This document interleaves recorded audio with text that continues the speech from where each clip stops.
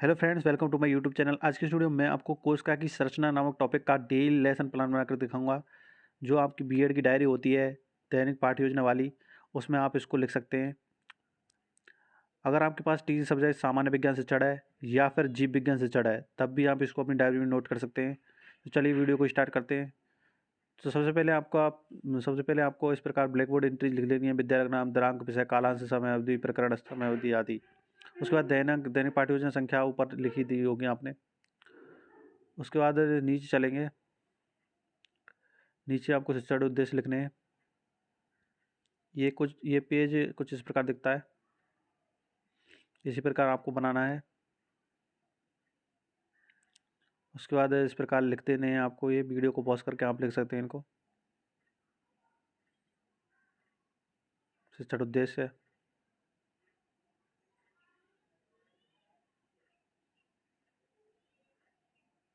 ये लास्ट वाला है। अब चलते हैं नेक्स्ट पेज पर। यह है हमारा दूसरा पेज। ये इस प्रकार दिखता है। इसमें हम बच्चों को पूर्व ज्ञान और प्रस्तावना, प्रश्न और उद्देश्य कथन देते हैं। इस दूसरे पेज में आपको सबसे पहले बच्चों को पूर्व ज्ञान देना है। आप इनको वीडियो को पॉज करके लिख सकते हैं। उसके बाद आप प्रस्तावना प्रश्न पूछेंगे बच्चों से। 5 होते हैं ये।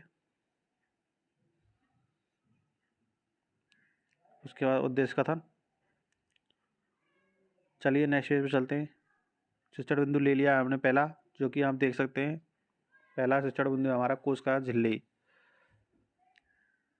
ऊपर आपको लिखना है प्रस्तुतिकरण। ऊपर आप देख पा रहे होंगे।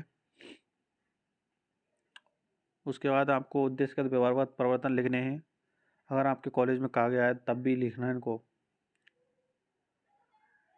ज्ञानात्मक, अवबोधात्मक, अनुप्रयोगात्मक। उसके बाद नीचे कौशलात्मक, अभिरुचात्मक, अभिवृत्त्यात्मक। ठीक है। उसके बाद यहाँ पर विकासात्मक प्रश्न आते हैं, इनको लिख लीजिएगा। वीडियो को पॉज करके छात्रात्मक कथन लिख लीजिएगा। इधर की साइड में लिख देंगे आप।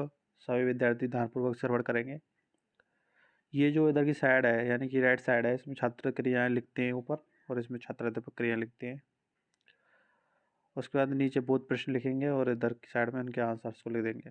एक और कॉलम बनाएंगे इसकी साइड में, राइट साइड में, शिक्षण विधि नाम से। इसमें जो जो आपने शिक्षण विधियाँ उपयोग की हैं उनको लिख देंगे। जैसे मैंने इसमें क्वेश्चंस पूछे हैं तो यहाँ पर प्रश्नोत्तर विधि लिख देंगे, और यहाँ पर हमने व्याख्या की है, कथन विधि है या व्याख्या विधि लिख देंगे। प्रश्नोत्तर प्रविधि, इसमें भी प्रश्न पूछे गए हैं।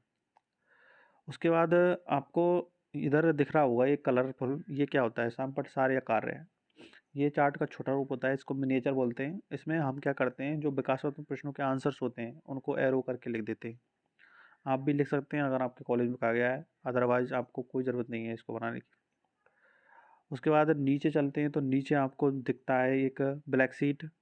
ब्लैक शीट में हम जो बोध प्रश्न होते हैं उनके आंसर्स को लिखते हैं। आप पूरे आंसर्स को भी लिख सकते हैं। अगर आपसे कहा गया है तो आप शॉर्ट में भी सिर्फ आंसर को ही लिख सकते हैं। चलिए नेक्स्ट शिक्षण बिंदु पर चलते हैं। दूसरा शिक्षण बिंदु हमने लिया है कोशिका द्रव्य। आप देख सकते हैं ऊपर लिखेंगे प्रस्तुतिकरण। उसके बाद उद्देश्यगत व्यवहारगत परिवर्तन, अगर आपके कॉलेज में कहा गया है तभी लिखना है इनको। उसके बाद नीचे चलेंगे। नीचे 3 है अभिवृत्त्यात्मक। विकासात्मक प्रश्न लिखेंगे इस प्रकार कॉलम बना करके। छात्राध्यापक क्रियाएं और छात्र क्रियाएं, छात्राध्यापक कथन, बोध प्रश्न। इसके बाद शिक्षण पाठ का विकास लिख देंगे राइट साइड के पेज पर। शिक्षण विधि, व्याख्यान विधि और नीचे प्रश्नोत्तर विधि। सभी विद्यार्थी ध्यानपूर्वक श्रवण करेंगे। अब चलते हैं नेक्स्ट शिक्षण बिंदु पर, जो हमने लिया है केंद्रक, प्रस्तुतिकरण, और इस प्रकार लिख देंगे उद्देश्य के व्यवहार कर प्रवर्तन, कौशलात्मक, अभिरुचात्मक, अप्रत्यात्मक। 3 नीचे के। अगर आपको इसमें कुछ साफ नहीं दिखता है वीडियो में तो आप हमको कमेंट कर दीजिएगा, हम इसकी पीडीएफ अपलोड करवा देंगे डिस्क्रिप्शन में।